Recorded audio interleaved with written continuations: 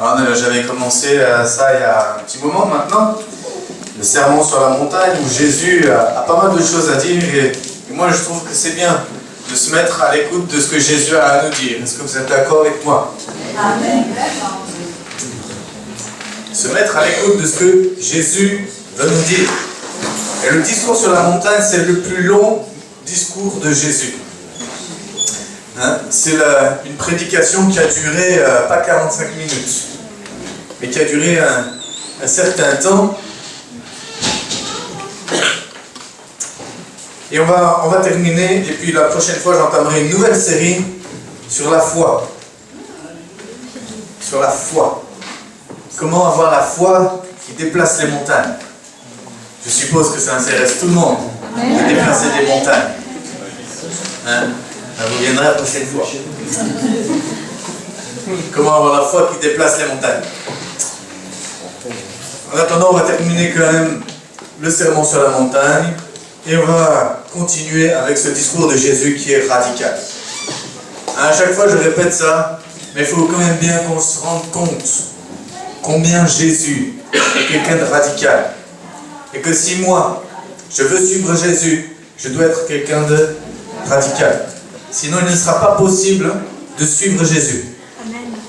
Quelqu'un qui n'est pas radical ne pourra pas suivre Jésus. Impossible. Voilà. Pourtant, tout est possible à Dieu. Et à celui qui croit. Mais à celui qui n'est pas radical, il ne sera pas possible de suivre Jésus.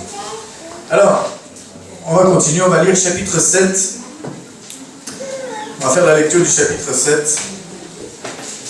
Et ensuite, on reviendra sur ces différentes choses. Matthieu, chapitre 7. Jésus dit, ne jugez pas. Allez, ne jugez pas, afin de ne pas être jugés. C'est du jugement dont vous jugez qu'on vous jugera. De la mesure dont vous mesurerez, qu'on vous mesurera. Pourquoi vois-tu la paille qui est dans l'œil de ton frère, et ne remarques-tu pas la poutre qui est dans ton œil? Ou comment dis-tu à ton frère, laisse-moi ôter la paille de ton œil, alors que dans ton œil il y a une poutre? Hypocrite, ôte premièrement la poutre de ton œil, et alors tu verras comment ôter la paille de l'œil de ton frère. Ne donnez pas ce qui est sain aux chiens, et ne jetez pas vos perles devant les pourceaux, de peur qu'ils ne les foulent aux pieds et ne se retournent pour vous déchirer.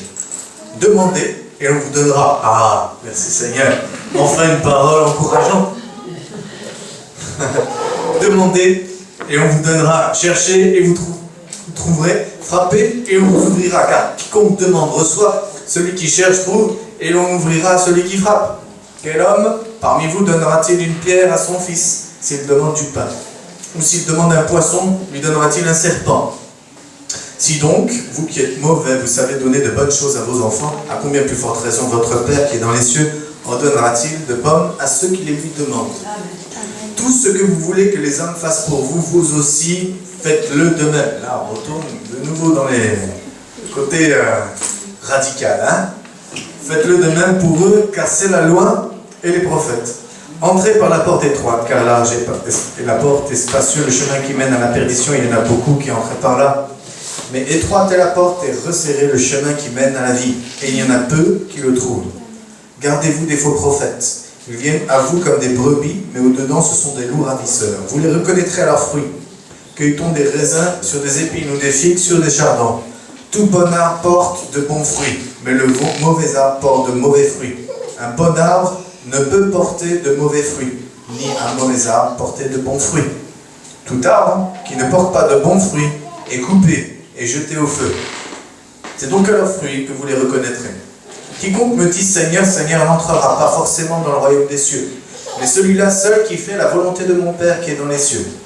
Beaucoup me diront en ce jour-là, Seigneur, Seigneur, n'est-ce pas en ton nom que nous avons prophétisé, en ton nom que nous avons chassé des démons, en ton nom que nous avons fait beaucoup de miracles?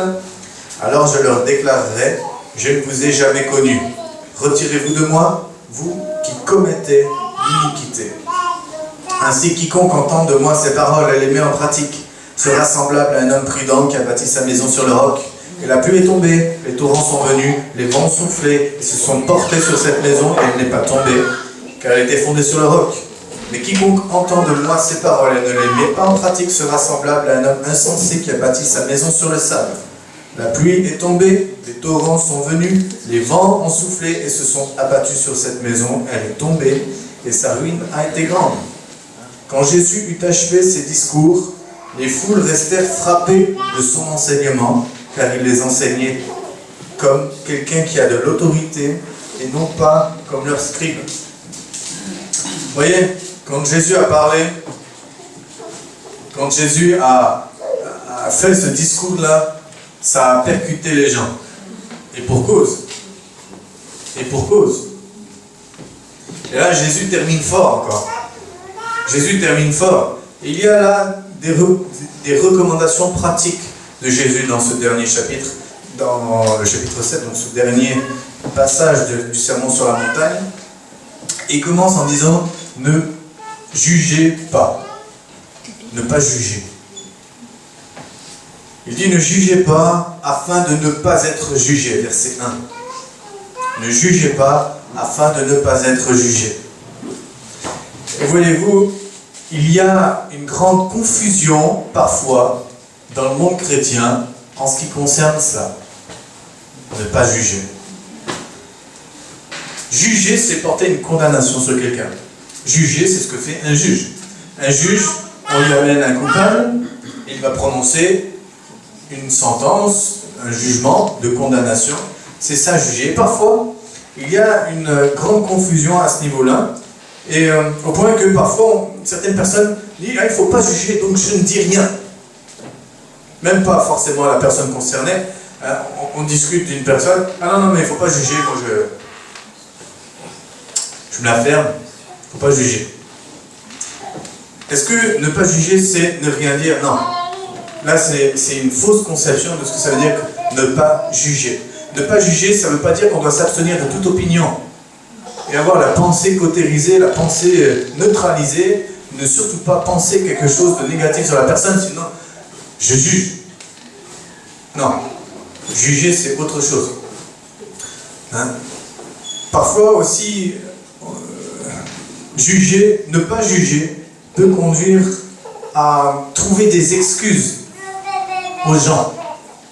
Ah ben oui, mais tu comprends, il ne faut pas juger, oui mais tu comprends, ceci, oui, elle a une vie difficile, il a une vie pas facile, il lui est arrivé ça, alors tu comprends, mais c'est normal d'en arriver là, voilà, il ne faut pas être dans le jugement, faut être, on n'est tellement pas dans le jugement que on est dans l'acceptation de l'inacceptable. Ne pas juger, ça ne veut pas dire trouver des excuses à ce qui n'est pas excusable. Vous êtes là? Oui. Je ne vais pas être moins radical que Jésus quand même. Si Jésus place un standard, il faut le respecter. Tu ne dois pas juger, tu ne dois rien me dire. Parfois on entend ça aussi. Ah ben, si tu me dis quelque chose, tu me juges. Tu peux rien me dire. Parce que si tu me dis quelque chose, tu me juges. Alors tu te la fermes. Je mène ma vie, et toi, tu ne peux rien dire. Parce que si tu dis quelque chose, c'est me juger. Oh, tu n'as pas le droit de me juger. Ça aussi, c'est une conception erronée de ce que Jésus veut dire. Quand il dit que nous n'avons pas le droit de juger. On peut reprendre quelqu'un sans juger. On peut dire les choses sans juger. Meilleure preuve de ça, c'est que Jésus lui-même dit à un moment donné, si tu vois ton frère pécher, ton frère ou ta sœur, tu le vois, frère, va et ne le juge pas. Va et ne le juge pas, ne lui dis rien, va lui passer une petite tape dans le dos et dire tout va bien. Non, Jésus dit, va et reprends-le. Ça veut bien dire que quand Jésus dit de ne pas juger, ça ne veut pas dire qu'on ne peut rien dire. Et qu'on ne doit rien penser. Juger, c'est autre chose. Juger, c'est avant tout une attitude de cœur. On peut dire la même chose à quelqu'un en jugeant ou sans juger. juger, c'est dans mon cœur que ça se passe. Je peux dire quelque chose à quelqu'un, la même chose, les mêmes mots, avec jugement ou sans jugement. Tout dépend de ce que je cherche. Si je cherche l'intérêt de la personne, ou si ce que je cherche, c'est simplement à condamner la personne. Et puis à lui creuser son trou, et puis à l'enterrer. D'un côté, il y a jugement, de l'autre, il n'y a pas jugement. La meilleure preuve de ça, le meilleur exemple, c'est quand la femme adultère est emmenée à Jésus. Surprise en flagrant délit d'adultère, elle mérite une condamnation. Jésus lui dit, je ne te condamne pas.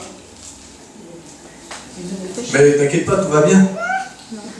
Non, va et ne pêche plus. Donc il la reprend en même temps. Il la reprend dans son intérêt. Et quand Jésus dit aux pharisiens, sépulcre blanchi, ils auraient pu dire, bien tu nous juges. Qui es-tu pour nous dire ce genre de choses? C'est un jugement que tu portes sur nos personnes. Et Jésus disait ça sans jugement, pour leur intérêt.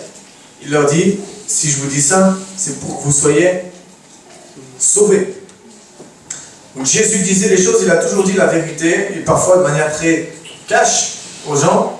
Il n'a jamais utilisé une langue de bois. Mais il disait toujours les choses sans jugement, sans condamner les gens, mais pour amener les gens à une prise de conscience et à pouvoir corriger leurs attitudes et pouvoir être sauvés. Une même chose, je peux dire à quelqu'un avec jugement ou sans jugement. C'est dans mon cœur que ça se passe. C'est premièrement une attitude de cœur. Il y a une différence aussi entre condamner un acte et condamner une personne. Condamner un acte et condamner une personne, c'est deux choses différentes. Je peux très bien dire à une personne, ce que tu fais, c'est pas bien. Et si la personne me dit, mais tu me juges, non, je te reprends. Parce que ce que tu fais, Dieu appelle ça un péché. Et si tu continues, tu vas avoir un problème avec Dieu. Donc je le reprends. Ça, c'est condamner un acte. Je ne condamne pas la personne. Je ne suis pas Dieu pour juger. C'est Dieu qui est le seul juge. Mais si je ne dis pas les choses aux gens, alors c'est le laisser faire, le laisser aller, ça ne fait pas l'intérêt des gens. Parce que nous avons besoin d'être repris quand nous avons besoin d'être repris. Vous êtes d'accord avec ça? Je sais qu'il est d'accord. Quand nous avons besoin d'être repris, il ne faut surtout pas dire aux gens, ah mais tu me juges. Parce que là, si je me place dans la position où on ne peut plus rien me dire, alors je suis sérieusement en danger. Sérieusement en danger.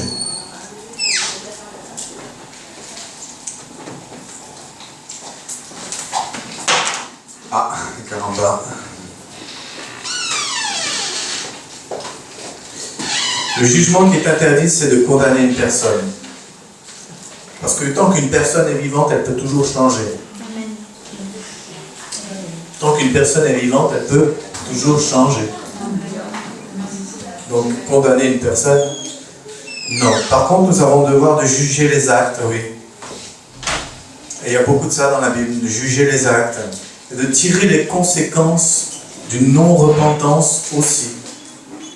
On a le devoir de ça dans l'Église. Tirer les conséquences d'une non-repentance. Voyez-vous, Jésus dit, si ton frère a péché, va et reprends-le. S'il ne t'écoute pas, prends avec toi 2 témoins et retourne le voir. Et s'il n'écoute toujours pas, dis-le à l'Église. Et s'il n'écoute pas l'Église, ma foi, je ne sais plus quoi dire, donc on fait comme si c'est rien passé. Non, considère-le comme un païen et un péager. Bon, donc Jésus aime les païens, il aime les péagers, mais c'est-à-dire que Jésus nous dit en fait de ne plus considérer cette personne-là comme chrétienne, comme appartenant au Seigneur. S'il y a une non-repentance dans la vie de quelqu'un après avoir été repris, eh bien on ne peut plus considérer cette personne-là comme chrétienne. Et s'il y a à un moment donné, s'il y a cette procédure dans l'Église, va reprendre-le toi à lui seul. 2, 3 témoins, dis-le à l'église et que la personne n'a toujours pas changé, c'est pas normal d'avoir toujours le même comportement avec cette personne-là. C'est pas normal. Parce que Jésus dit que notre comportement doit changer, notre manière de voir la personne doit changer. C'est pas juger. C'est pas juger, c'est simplement tirer les conséquences d'une non-repentance. C'est simplement discerner la réalité de la personne. Quelqu'un qui ne se repent pas ne peut plus se réclamer du Seigneur. Ça ne veut pas dire que je vais forcément la rejeter. Mais tu n'es plus chrétien, tu n'es plus chrétienne. C'est pas vrai. Et on ne peut plus considérer une personne-là et la traiter comme telle, comme un frère ou comme une sœur. Sinon, c'est se mettre en porte-à-faux avec ce que Jésus dit. Alors, ne pas juger, c'est ne pas condamner les gens. Je vais être jugé si je juge. Et j'ai pas envie de juger, d'être jugé. Qui a envie d'être jugé? Le problème, voyez-vous, c'est que un coup ça va être... Je parle de moi par exemple. Vous allez à un certain moment avoir besoin de ma miséricorde. Vous allez en avoir besoin à un certain moment de ma miséricorde. Mais à d'autres moments, c'est moi qui vais avoir besoin de votre miséricorde. Et si moi, je donne la miséricorde, mais que vous ne me la donnez pas, c'est pas... Mais si l'inverse aussi. Si vous me donnez la miséricorde, mais que moi je ne la donne pas, à un moment donné, ça ne joue pas. Nous avons tous, à un moment donné, les uns les autres, besoin que les autres exercent la miséricorde envers nous. Personne ne peut dire l'inverse, puisqu'il n'y a personne de parfait. Donc, je dois forcément ne pas juger, si je ne veux pas être jugé à mon tour, quand ce sera le moment. Mais plutôt obtenir miséricorde. Ça ne veut pas dire qu'on ne dira rien. Mais ça veut dire que je ne juge pas, et que je ne serai pas jugé, si je ne juge pas. Jésus dit à un moment donné, versets 3 et 4, il dit « Pourquoi vois-tu la paille qui est dans l'œil de ton frère, et ne remarques-tu pas la poutre qui est dans ton œil ?» Comment dire à quelqu'un « Je vais ôter ta paille » si toi-même tu n'ôtes pas la poutre qui est dans ton œil? Tu ne vois pas comme il faut? Avec une poutre dans un œil.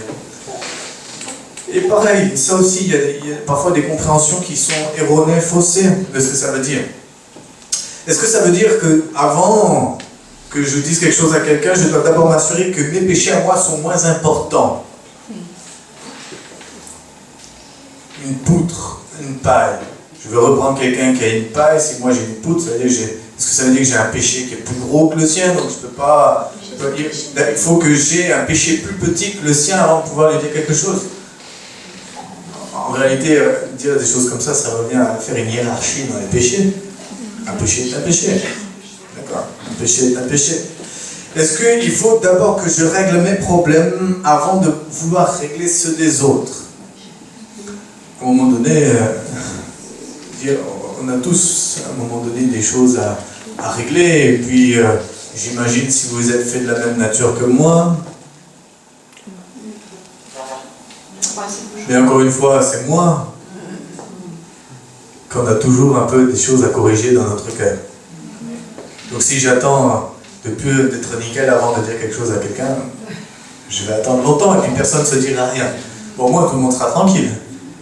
Mais ça ne veut pas dire ça. La poutre dont Jésus parle, c'est celle du jugement. La poutre dont Jésus parle, c'est celle du jugement.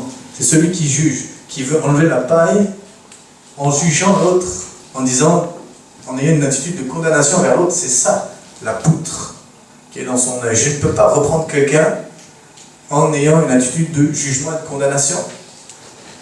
Parce que là, effectivement, je me mets en porte-à-faux avec Dieu. Je juge alors que je n'ai pas à juger. Je condamne alors que je n'ai pas à condamner. Et ça, c'est une sacrée poutre. C'est une sacrée attitude de cœur que Dieu n'accepte pas. C'est de l'orgueil spirituel, c'est de l'hypocrisie. Comme Jésus le dit, hypocrite, enlève d'abord la poutre qui est dans ton œil. Personne n'est irréprochable. Personne n'est irréprochable. Donc personne ne peut juger l'autre. Il n'y en a qu'un qui est irréprochable, c'est Dieu. C'est lui qui jugera. Partant de là, je peux reprendre l'autre sans le juger, parce que je sais que moi-même, je peux avoir besoin à un moment donné d'être repris aussi. Et là, tout se fait correctement. Il y a la correction qui s'exerce dans l'Église, il y a la discipline qui s'exerce dans l'Église, mais il y a aussi la miséricorde qui s'exerce, et tout s'exerce de manière équilibrée, sans excès ni d'un côté, ni de l'autre. Regardez le verset 6. Jésus dit, ne donnez pas ce qui est sain aux chiens, et ne jetez pas vos perles devant les pourceaux. Voilà. Il vient de dire qu'il ne faut pas juger. Jésus vient de dire qu'il ne faut pas juger. Il ne parle pas vraiment des chiens, des animaux, hein, ni des cochons. Hein. Il parle de certaines catégories de gens. Il vient de dire qu'il ne faut pas juger. Et il dit qu'il ne faut pas jeter nos perles aux cochons, aux pourceaux, aux chiens. Est-ce que c'est pas apporter un jugement de la ça?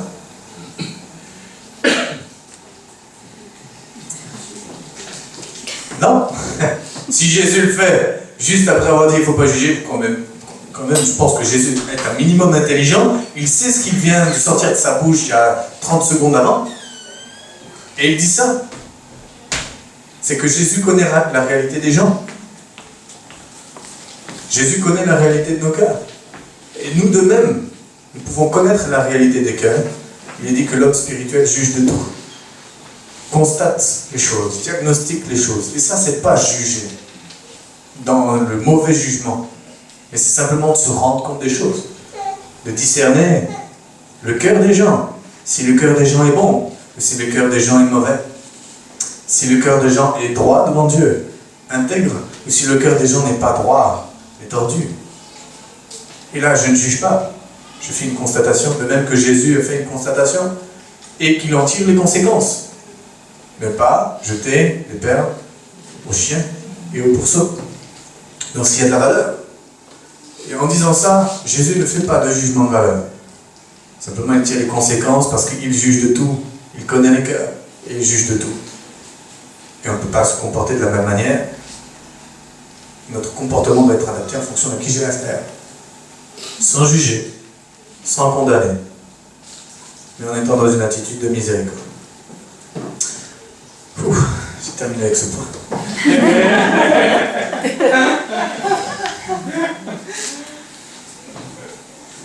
On passe à quelque chose de plus agréable. Après, on y reviendra, quelque chose un peu plus corsé, mais prier avec assurance. Deuxième recommandation pratique que Jésus fait dans cette dernière partie du sermon sur la montagne, c'est prier avec assurance. Il dit, versets 7 et 8, demandez et on vous donnera peut-être. On vous donnera, cherchez, mais bon. Voilà. Et vous trouverez.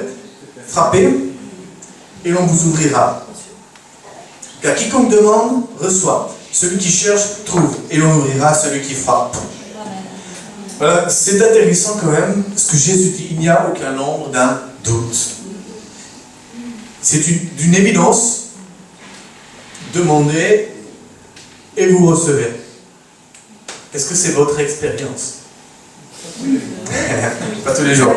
Merci pour ton honnêteté. Voilà, je suis d'accord avec ça. Pas tous les jours. Frappez et on vous ouvrira, parce que c'est notre expérience. Mais il y a une telle évidence dans ce que Jésus dit. Une telle évidence, c'est tellement évident pour lui. Et parfois, c'est tellement pas évident pour nous, dans notre appréhension des choses. Tellement pas évident que quand nous demandons quelque chose à Dieu, est-ce qu'il va vraiment me répondre? Tellement pas évident que quand je lui demande d'ouvrir une porte ou quand je me mets en marche pour quelque chose, je me pose la question, est-ce que je vais aboutir à quelque chose? Tellement évident pour Jésus et tellement pas évident parfois pour nous. Cette évidence-là.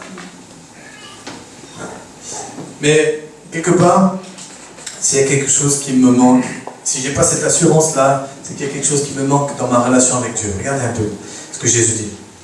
Versets 9 à 11. Quel homme parmi vous donnera une pierre à son fils, s'il lui donne du pain? S'il lui manque du pain, pardon. Ou s'il demande un poisson, lui donnera-t-il un serpent? Si donc, vous qui êtes mauvais, vous savez donner de bonnes choses à vos enfants, à combien plus forte raison votre Père qui est dans les cieux donnera-t-il de bonnes à ceux qui lui demandent? Donc, en fait, d'où vient cette évidence pour Jésus que quand je demande, je reçois, que quand je cherche, je trouve, que quand je frappe, on m'ouvre? D'où vient cette évidence pour lui? Il vient de la relation qu'il a avec son Père. Il place ces choses-là dans une relation avec Dieu en tant que Père. Il dit aux gens, qui d'entre vous, si son fils lui demande quelque chose? Il se place sur le terrain des relations parent-enfant. Si son fils demande quelque chose, est-ce que vous allez lui refuser? Maman, papa, on va avoir du pain? Pas tout de suite, on va manger dans 5 minutes. Dans ce cas de figure-là, ça se comprend, d'accord? Mais à un moment donné, on donne à manger à nos enfants. Et puis quand ça revient pour toutes les 30 secondes qu'on mange dans 10 minutes, au bout d'un moment, on dit, bon allez, prends ton bout de pain et laisse-moi tranquille. On finit par le donner. Mais c'est évident pour Jésus parce que justement, pour lui, c'est tellement évident que Dieu est un Père, que Dieu est son Père, et qu'il donne. Si c'est pas évident pour nous, c'est que j'ai pas encore pleinement réalisé combien Dieu est mon Père. Si c'est pas évident pour moi, si je demande, est-ce que Dieu va me donner? Si je cherche, est-ce que je vais trouver? Si c'est pas évident pour moi, c'est que j'ai besoin encore de grandir dans la connaissance de Dieu en tant que Père. En tant que Père. Il dit, si donc, vous qui êtes mauvais, voilà, nous sommes mauvais. Jésus fait une comparaison entre les parents humains et les parents et le Père céleste. En disant, vous qui êtes mauvais, vous savez donner de bonnes choses à vos enfants. À combien plus forte raison votre Père qui est dans les cieux donnera-t-il de bonnes à ceux qui les lui demandent? Nous sommes parents. Nous aimons nos enfants, bien que nous soyons mauvais par rapport à Dieu, dans notre cœur. Mauvais. Mais nous sommes capables quand même d'aimer nos enfants. Vous savez pourquoi? Parce que paraît-il que l'homme est fait à l'image de Dieu. L'homme est fait à l'image de Dieu. Dans sa paternité aussi, nous sommes faits à l'image de Dieu. Dans notre paternité et maternité, d'accord. Ok. Mais sauf que cette image de Dieu, elle a été abîmée par le péché.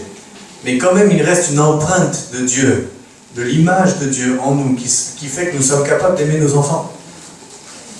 C'est plus difficile quand il s'agit d'aimer nos ennemis. Mais quand il s'agit d'aimer nos enfants, il n'y a pas de problème, normalement.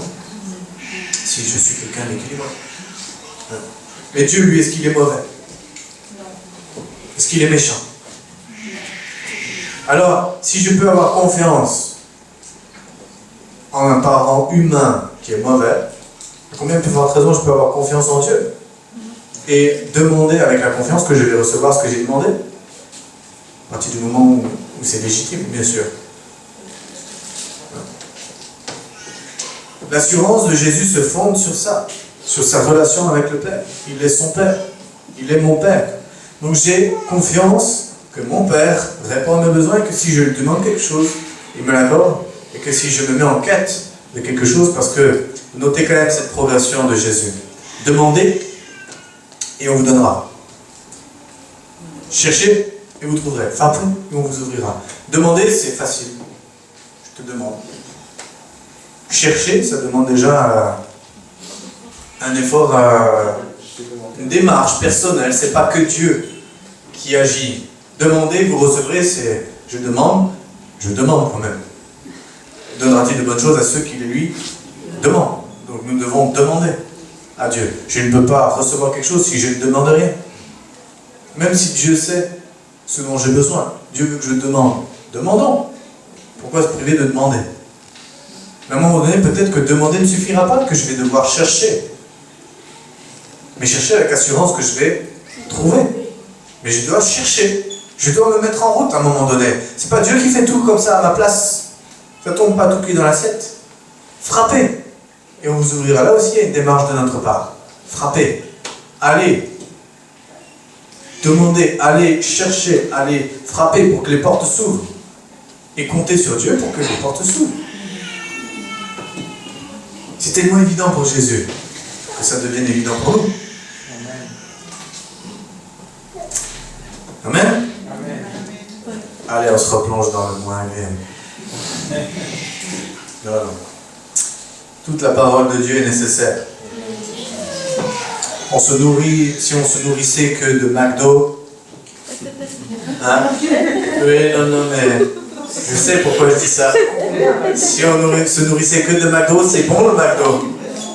Mais au bout d'un moment, c'est déséquilibré. Il faut manger de tout. Et dans la Bible, il faut manger aussi de tout. Du psaume 23, il faut en manger.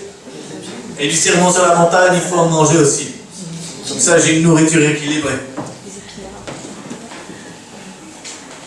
Jésus continue à dire, tout ce que vous voulez que les hommes fassent pour vous, vous aussi faites-le de même pour eux. Car c'est la loi et les prophètes.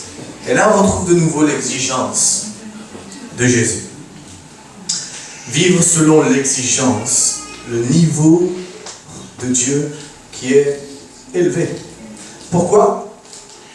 Parce qu'encore une fois, nous sommes sous la grâce, non plus sous la loi, mais sous la grâce. Et que la grâce, c'est la capacité que Dieu nous donne à vivre selon ses exigences.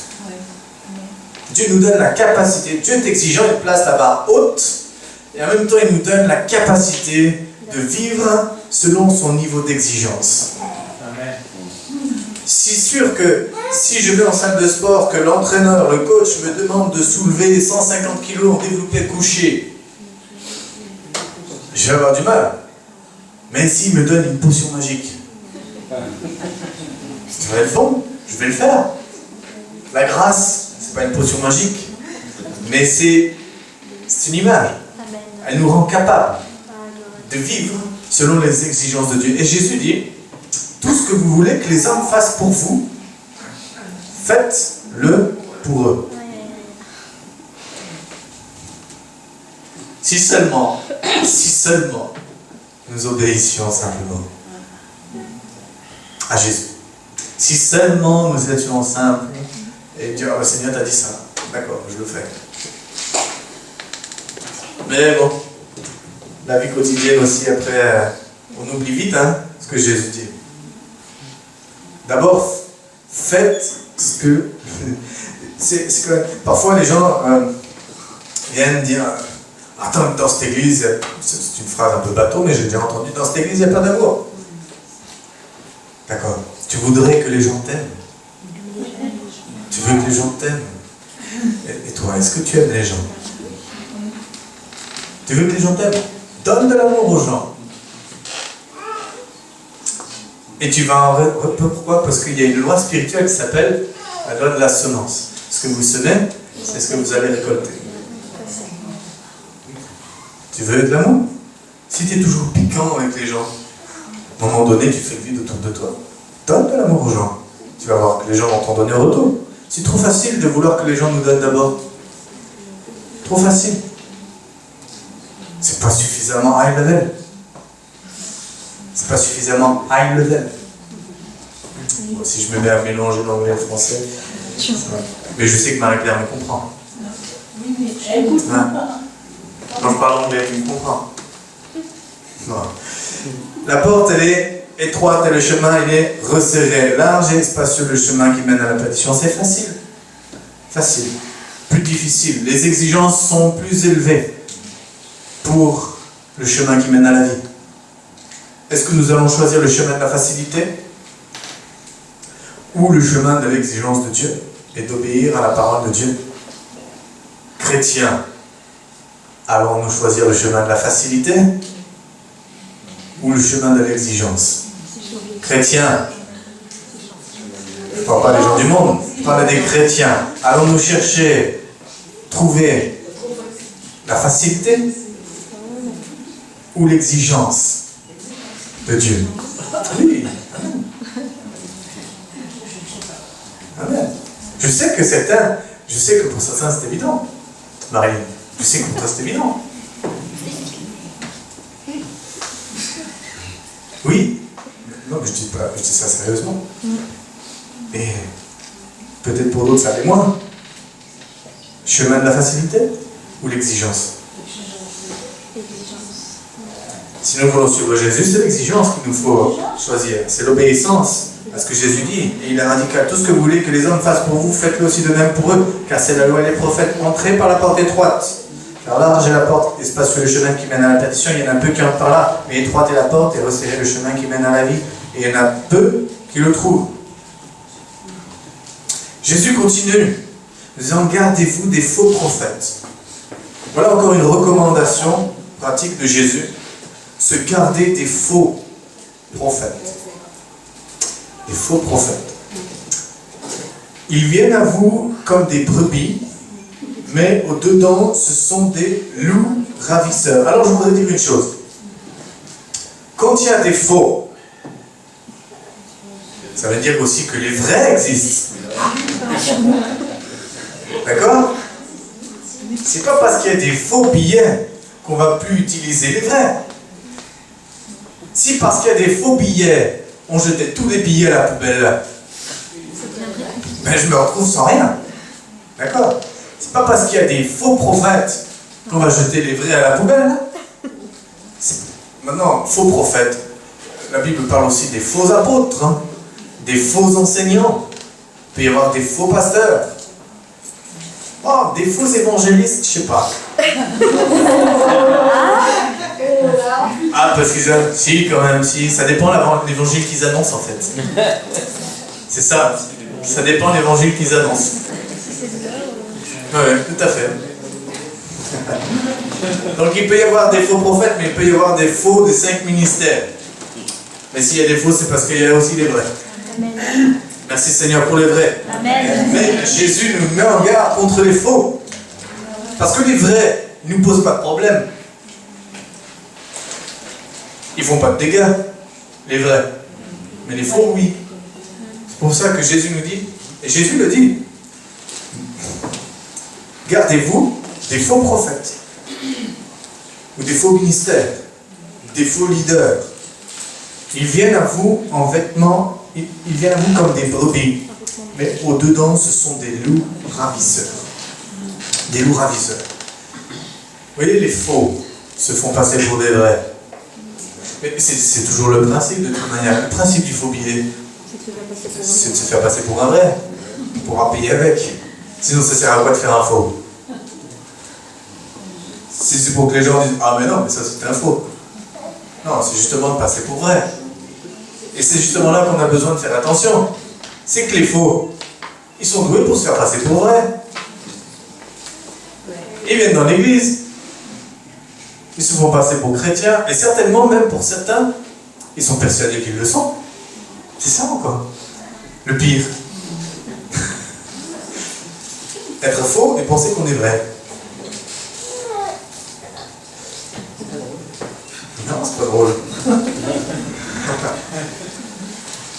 Gardez-vous, ils viennent comme des brebis. Voilà. Ils viennent dans l'église comme des chrétiens, comme des brebis. Mais au-dedans, ce sont des loups ravisseurs. C'est intéressant. C'est pas marqué, ce sont des loups égorgeurs. Des loups tueurs. Ce sont des loups ravisseurs. Ravisseurs. C'est-à-dire qu'ils ne viennent pas pour tuer les brebis. Ils viennent pour les prendre. Pour les prendre avec eux. Voilà. Ils viennent pour les prendre avec eux. Le but d'un loup ravisseur, de ces faux ministères, c'est de venir prendre les brebis avec eux, de ravir les brebis. Et on se situe toujours dans un contexte d'église locale, d'église. Jésus parle des brebis. Il dit les faux prophètes, ils viennent à vous comme des brebis. Les brebis. Quand on parle de brebis, on parle du troupeau. Quand on parle du troupeau, on parle de berger. Les loups ravisseurs, leur objectif, c'est de détourner les brebis du berger, des bergers, du berger, du troupeau. Et que les brebis les suivent eux. Pour ça, méfiez-vous. Si à un moment donné, quelqu'un dans l'église commence à vous dire « Oh, pasteur, ceci, pasteur, cela. »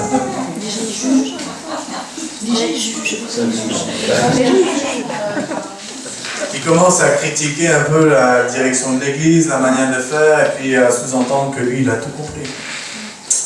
Ah, si seulement c'était lui qui dirigeait l'église.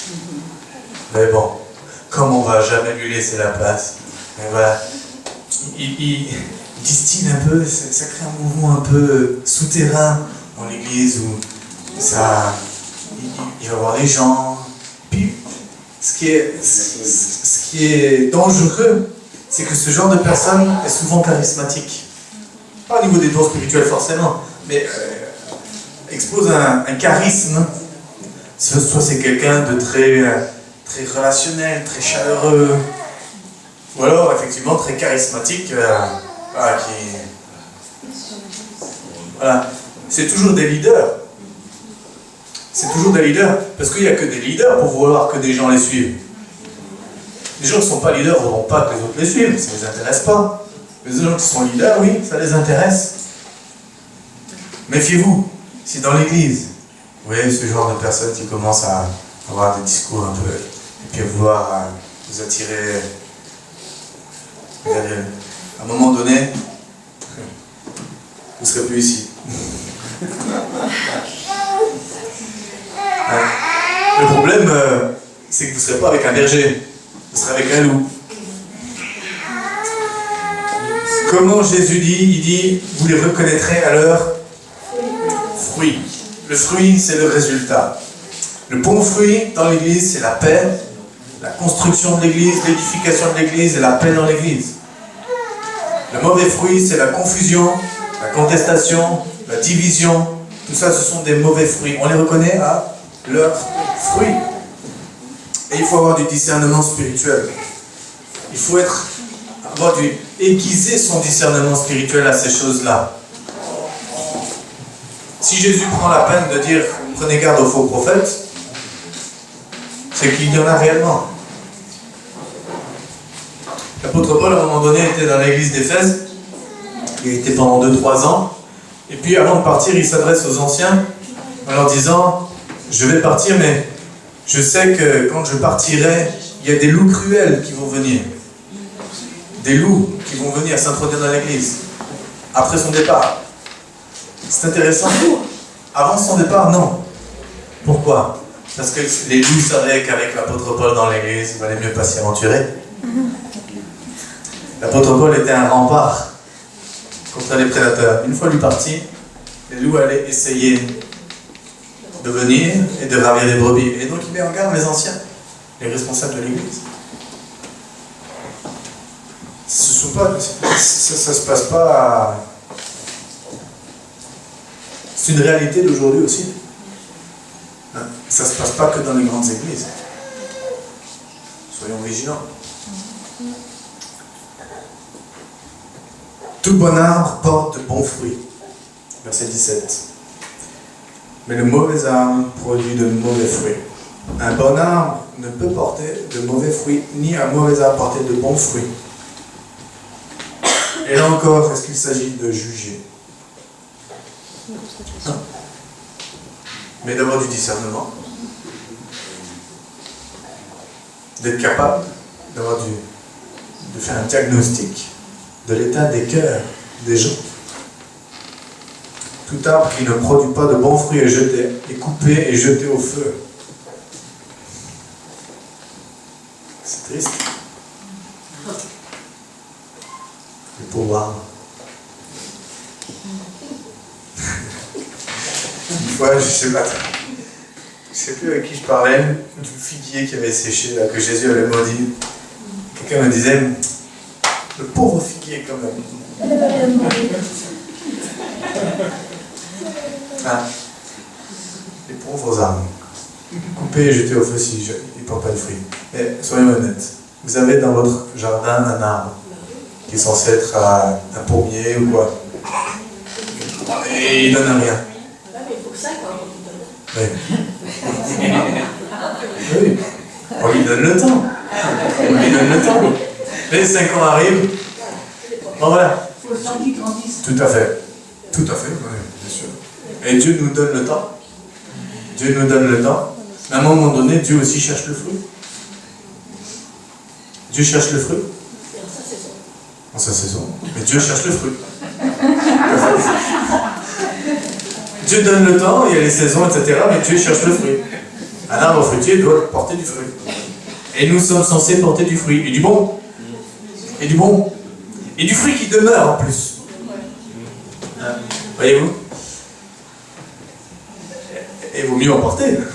C'est pas pour mettre la pression, hein? Mais si je n'en porte pas, non, tu mets pas la pression. couper et jeter au feu, hein, quand même. Hein? Bon, ceci dit, pour rassurer quand même, un arbre fruitier qui ne porte pas de fruits, il a un sérieux problème. Soit il y a une très grosse maladie, il y a une infertilité telle qu'en fait, il n'y a pas ce qu'il lui faut. Un chrétien qui ne porte pas de fruits, bah, est-ce que c'est un chrétien? C'est un chrétien en très mauvaise santé, alors. Mais Jésus exige le fruit. Nous devons porter du fruit. C'est donc à leurs fruits que vous le reconnaîtrez, verset 20. Quiconque me dit Seigneur, Seigneur, n'entrera pas forcément dans le royaume des cieux. Bien sûr, ceux qui disent Seigneur, Seigneur et qui le disent pour de vrai. Voilà. Et voyez-vous, on peut dire la même chose et avoir un cœur différent. Seigneur, Seigneur, et être sincère. Et Seigneur, Seigneur, la chaise d'à côté. Et dans ce cas de figure-là, où Jésus dit Seigneur, Seigneur, non, quiconque me dit Seigneur, Seigneur n'entrera pas forcément dans le royaume des cieux. Et celui-là seul qui fait la volonté de mon Père qui est dans les cieux. Celui-là seul qui fait la volonté de mon Père qui est dans les cieux. Faire la volonté de Dieu. Voilà un petit peu la différence. Est-ce que je fais la volonté de Dieu? Est-ce que dans ma vie, la volonté de Dieu est faite? Beaucoup me diront ce jour-là, Seigneur, Seigneur, n'est-ce pas en ton nom que nous avons prophétisé, en ton nom que nous avons chassé les démons, en ton nom que nous avons fait beaucoup de miracles? Alors je leur déclarerai, je ne vous ai jamais connu, retirez-vous de moi, vous qui commettez l'iniquité. Est-ce que Jésus leur dit, non, non, c'est pas en mon nom que vous l'avez fait, non, non, vous racontez n'importe quoi, vous n'avez pas fait de miracle, vous n'avez pas chassé de démons? Jésus ne le contredit pas là-dessus. Donc ce sont des gens qui faisaient des miracles, qui chassaient les démons, qui prophétisaient pour de vrai, pas pour de faux cette fois-ci, mais pour de vrai, et pourtant qui se retrouvent bec dans l'eau, si tant est qu'on puisse parler comme ça d'une telle chose, parce que Jésus a dit retirez-vous de moi. Les miracles, les signes ne sont pas le signe de l'approbation de Dieu sur la personne. C'est pas parce que quelqu'un fait des miracles, prophétise, que Dieu approuve sa vie. Dieu approuve la vie de ceux qui font sa volonté. De ceux qui vivent selon la volonté de Dieu. De ceux qui mettent en pratique la parole de Dieu. Ceux-là ont l'approbation de Dieu sur leur vie. Et peut-être ceux-là ne feront pas de miracle. Bien que on est tous appelés à agir dans le surnaturel, c'est pas ça que mais c'est pas mon sujet.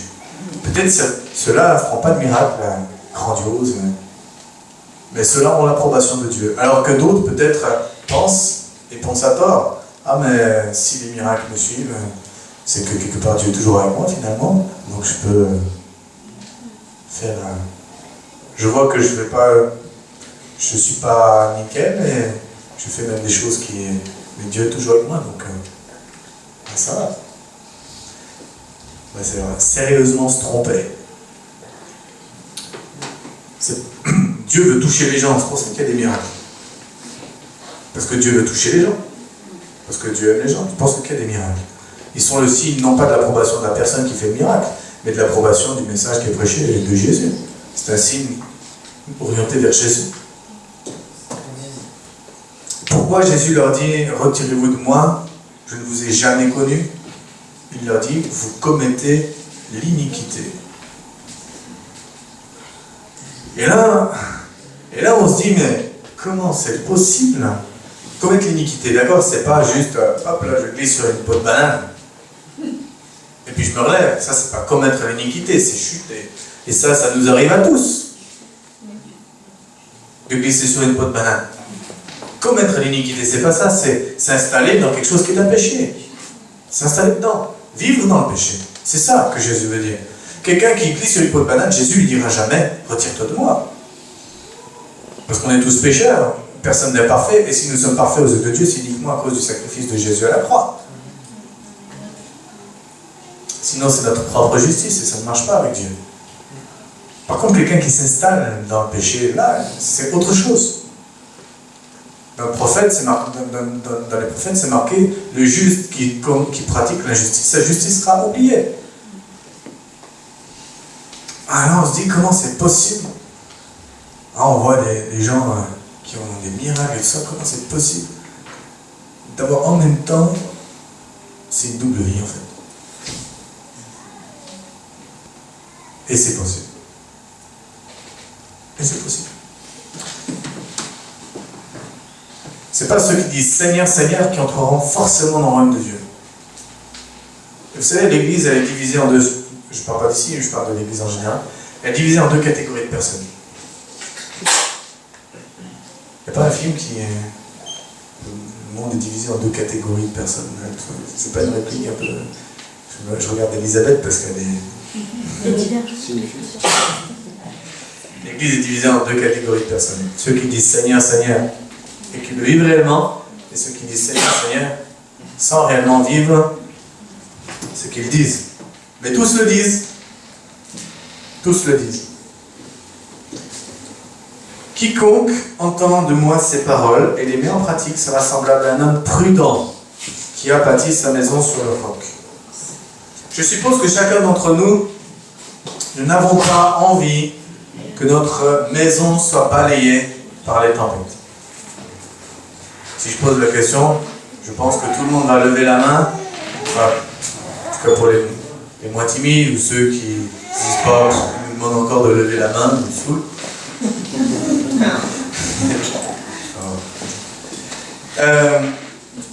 Tout le monde personne n'a envie d'être balayé, personne n'a envie que sa vie soit une catastrophe. Tout le monde a envie de réussir sa vie. Bien sûr. Et pour réussir sa vie, eh bien Jésus nous dit de mettre en pratique sa parole. C'est comme construire sa maison sur le roc. La première chose qu'on fait quand on construit un bâtiment, c'est de faire des fondations sur lesquelles la maison va reposer.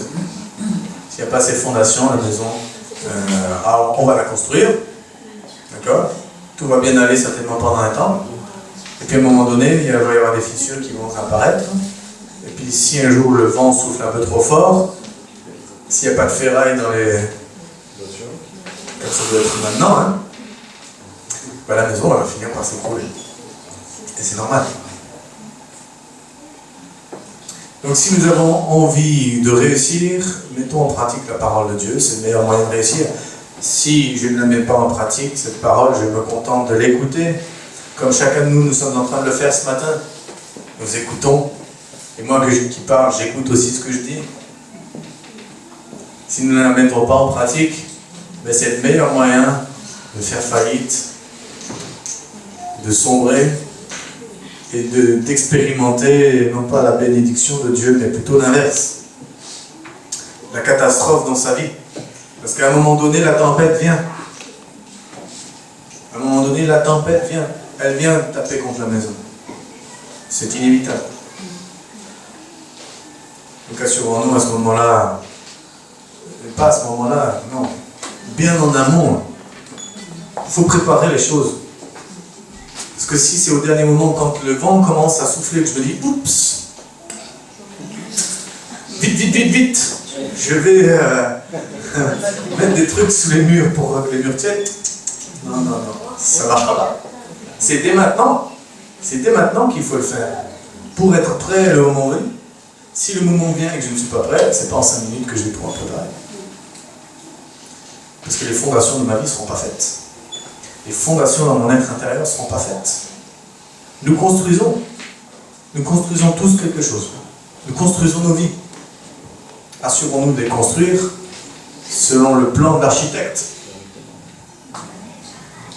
Amen. Amen, amen, amen. Bien. On va prier.